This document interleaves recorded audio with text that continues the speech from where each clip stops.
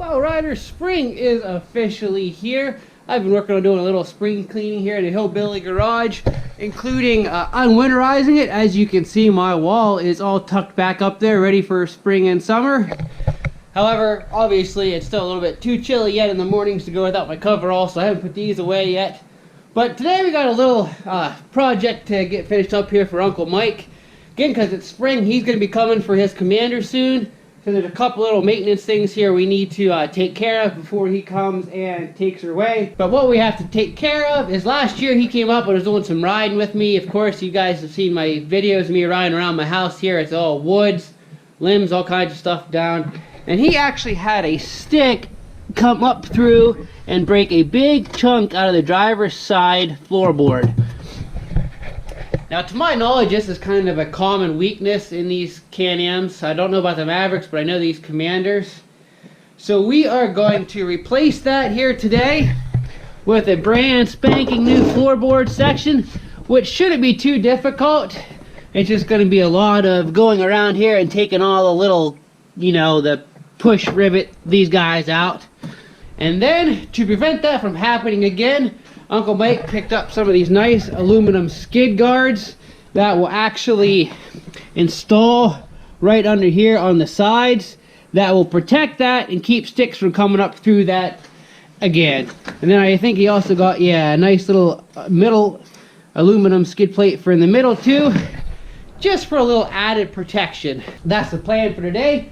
We're going to install the new bottom, the new skid plates, and then this Commander 1000 XTP will be ready to rip through the woods again without having to worry about a stick coming up through, breaking the floorboards, but more importantly coming up through and hitting the driver or passenger.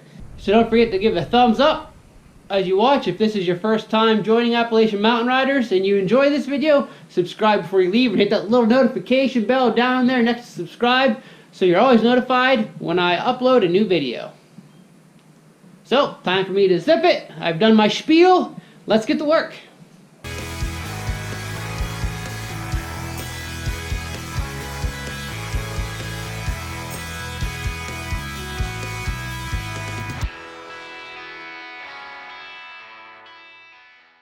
Alright, so judging by this new replacement panel and all of these guys, I would imagine represent where one of them push pins are. So I'm going to be a little bit probably taking these out. Looks like I'm going to have to take, oh boy, this side panel off, which may involve taking the rock slider off. Where is that bolted? Maybe we can get by without taking, I bet you if I take these loose I can get that out. So I'm probably going to have to pull all these loose enough to work this out. And then there's, actually looks like a lot of these are star heads. So I'm going to do the usual time lappage. Is that a word? Time lappage. And we'll check back in with you once we get this guy out of here. Hopefully I can maneuver it around. Oh, it looks like I am going to have to undo the gas pedal back in there, because it actually sets on this plate. You can see the hole in the new one, probably where the cable comes through. So I guess this isn't going to be a simple pop out, pop in, but still should not be too difficult. Again, we'll check back in with you once we get this guy out of there. Alright, real quick here before I cut to a time lapse, now that I have the seat out of there, looks like we will have to remove this panel here, which won't be too bad. Probably just take this guy, well, we may go ahead and take this panel clear off. There's not much here. And then maybe that'll give us enough. We can get to this area here and figure out what we gotta do with that gas pedal.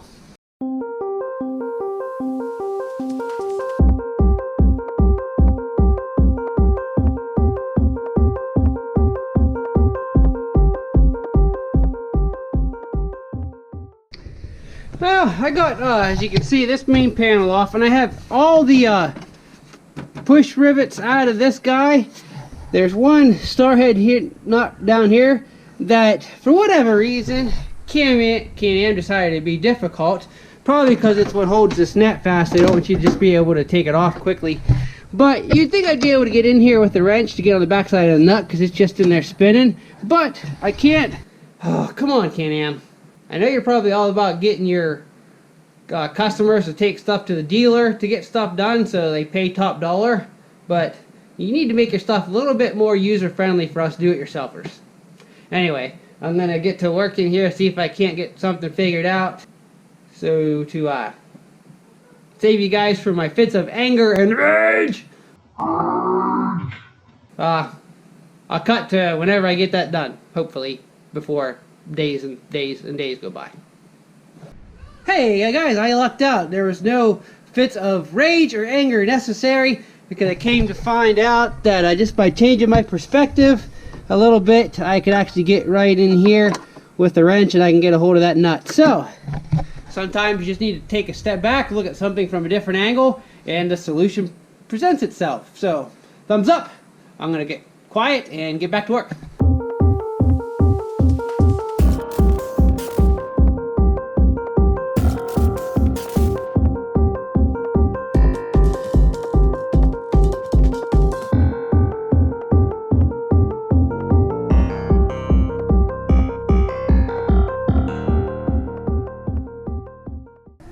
Alright guys, so I am making some progress here. As you can see, I got most of this stuff open. I got this loose enough. The only thing that's holding me up now, let me get you guys some light, is the gas pedal.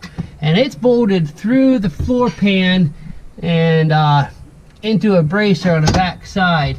Now I put this up on the ramps. One, I got the skid plates to go on, so I'd have to do this anyway.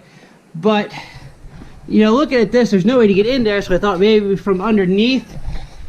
And I still couldn't get in there, but I did manage to find out that here on the passenger side, if you can see in here where my wrench is, I know it's dark, but that is about the only way you can get in there that I know of to get that bolt out. Let me take you underneath here. As you can see it right there, I got it loose. Now maybe if I had a long enough open end wrench to get in from under here, but I don't. So I got to fish that in from this way and just slowly work on unbolting it from the side. So it's going to take me a bit, but we're getting there. That should be the last bolt then I have to undo. And then hopefully I can get this floor pan to wiggle out of there. So fingers crossed this is it. Because this has been more of a chore than I was thinking it was going to be. But that makes it more satisfying when you get the job done. It makes it more entertaining for you guys, possibly. I don't know, we'll see. Comment below if it does. Hey, we got it! There was actually two bolts in there. One just right above the other, the one I showed you, and it was actually a little bit easier to get to. So all we had to do then was just unplug the wiring harness there from the side. Did have to cut the zip tie because it was zip tied fast. We'll replace that with the new zip tie. But now hopefully this guy's ready to come out. And I'm going to have fun remembering where all these nuts and bolts go. As long as I don't have any holes when I'm done, I'll safely say I got them all back in. Alright, so that hopefully has this guy all free and clear. Well, let's find out. Still feels awful tight in this side, but it's probably just because of the way this stuff is bent, formed. I have to take more panels off. I might have to take this side panel off here. This one right up against here, which I don't think will be too bad. Maybe if I just take these bottom ones loose. Now let's see what happens if I do that. Alright guys, I'm going to work on getting this out, and this panel here, this dash panel, I guess it'd be the engine hump panel, and I'll get back with you once I make some progress.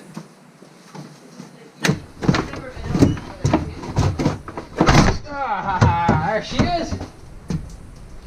Success! Woohoo!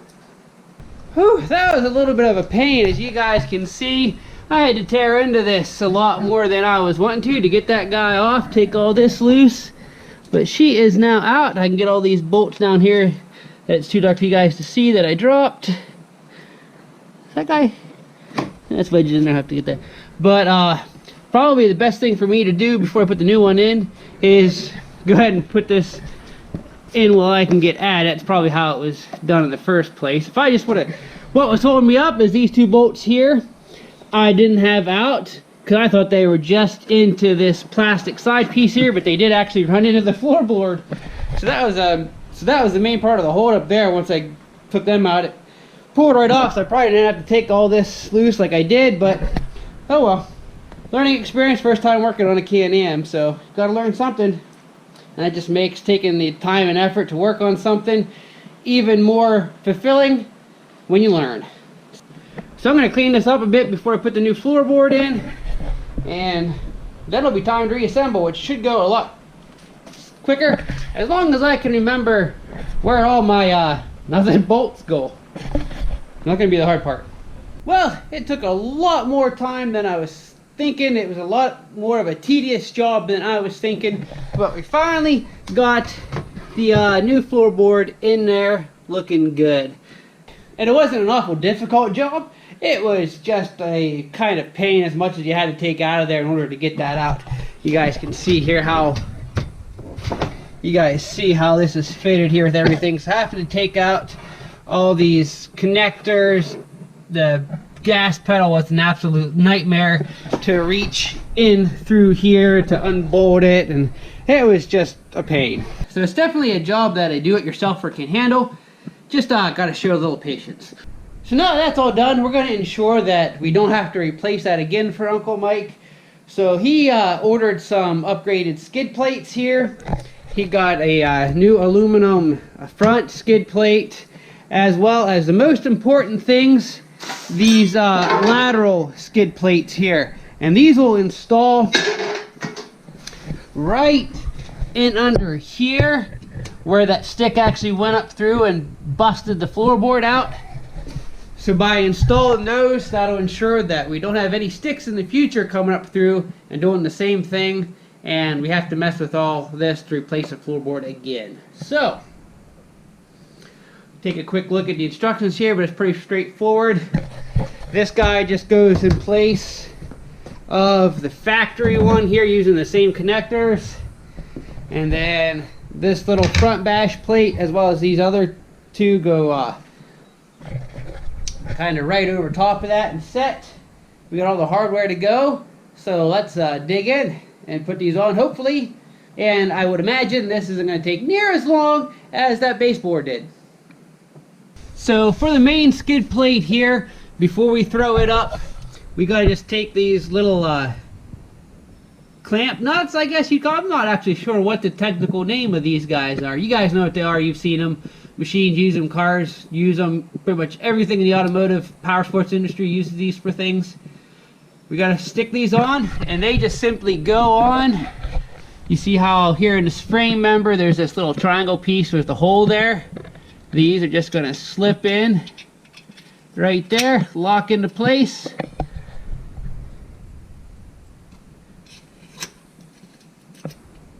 And that is all that's going to take for that front skid plate. We'll reuse all the factory fasteners and throw it up in place after I clean some of this out a little bit. Wow, dirty. Now this is probably a lot easier job to do if you have a helping hand. As you guys know by now. Whoops, as I bumped the camera.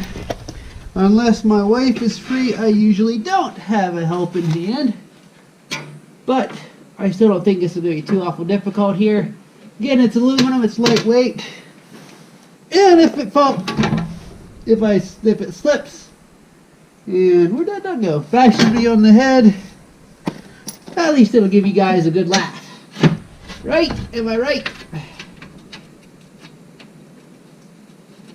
So get one of these started. We'll make sure to get them all lined up before we tighten any of them. Alright, I'm safe, I hope. But these just go, whoa, as I get a face full of dirt. Gotta love working underneath machines. Again, these just go in the factory locations with the factory hardware.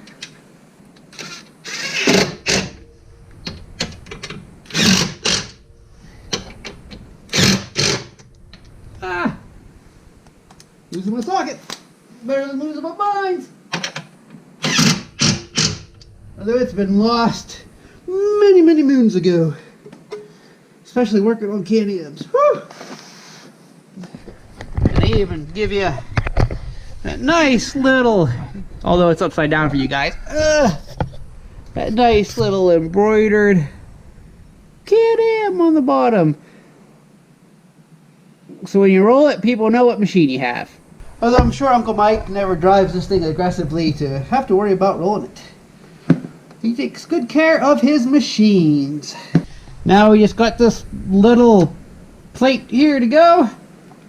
And then we can put our lateral plates on. I don't know, I may have had to take these back out. I'm not sure how those go on, but we'll find out when we get to that point. And this guy goes on with the 2 remaining factory bolts that held the factory skid plate on, and then they give you 2 new ones that'll go into these little holes that are already here up front. And you'll see here this has this little flared edge that will actually overlap. And this edge, you'll see there's a lip right here, if you guys can see that or not. So this is going to actually tack up, set in there, and this overlaps like this. And it's a really, really, really nice fit. Oh wait, I needed longer ones.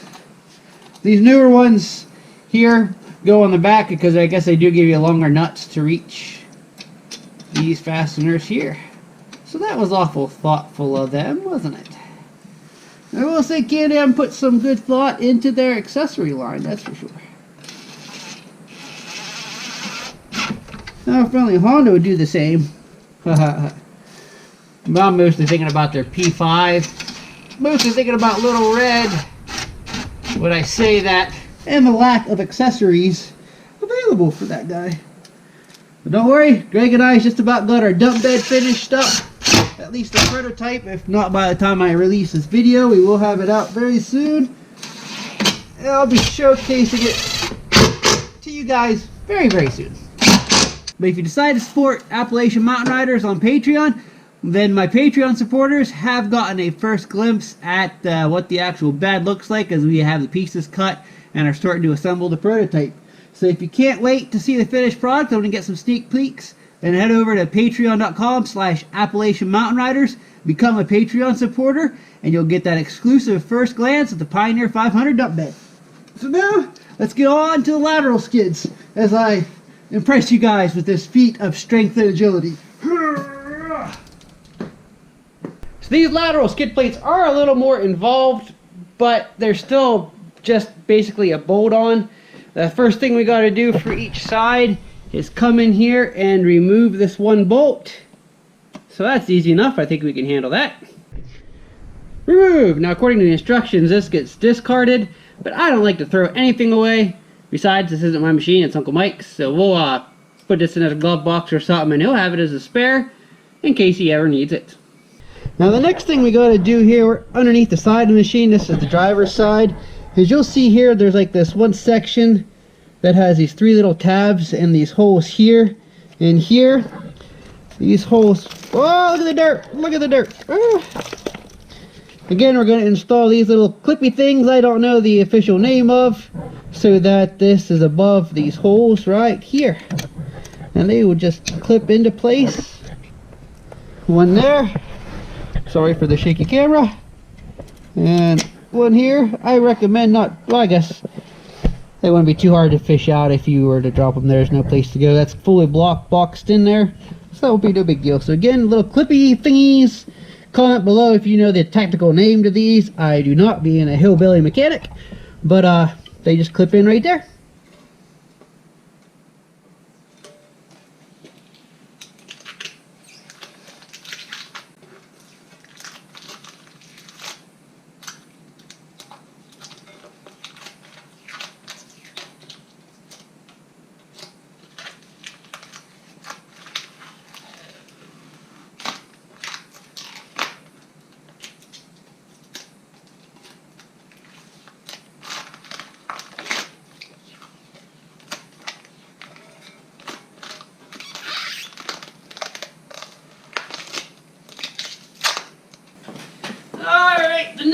step is to put our actual skid plate up, at least loosely for time being. And we're just going to, for now, bolt the back into these little push clippy thingies I don't know the name of. And we'll just do that loosely until we get everything else installed and lined up. Leave it loose. And the same with this side.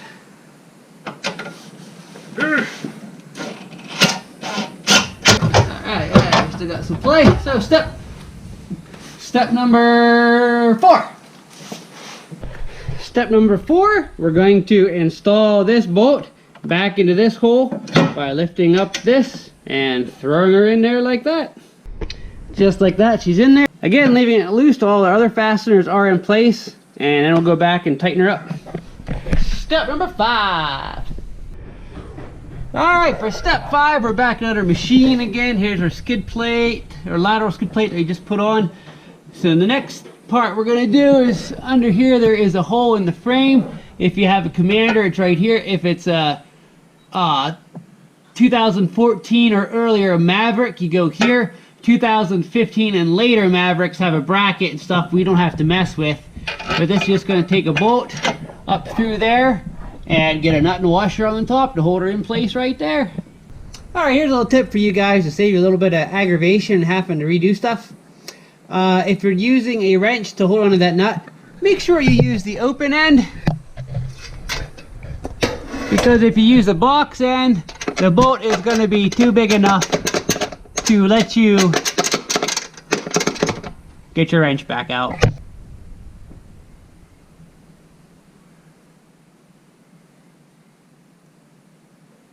Alright, that's on, bolted. I got my wrench out of there. So now it's just a matter of going back, tightening my bolt to make sure everything's lined up, and we'll repeat the process on the other side.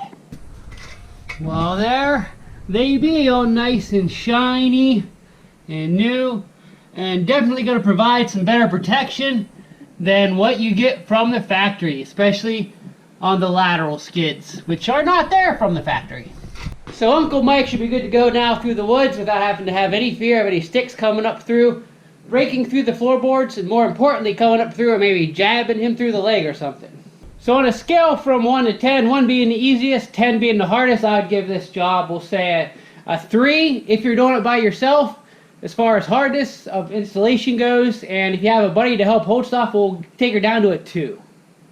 So it's definitely something your average do-yourselfer can do, as long as you have the proper size Torx bit, which I think it was T30 and T25 are the 2 you need. I hope you enjoyed today's video. Don't forget to like, subscribe, hit that notification bell. Remember, I have new merch now available on my Teespring store, which you can click up there to support Appalachian Mountain Riders by buying some t-shirts, mugs, or sweatshirts. And as always, your support through Patreon is highly appreciated. 100% of my support on there, as well as my merchandise, goes right back into this channel to ensure I keep bringing you guys the content I love to make for you. If you own a Can-Am Commander, make sure you comment below your top accessory picks for these guys. Maybe we can talk Uncle Mike into getting some more goodies that we can install on this in future videos. Again, thanks for watching today, and until next time, keep on riding.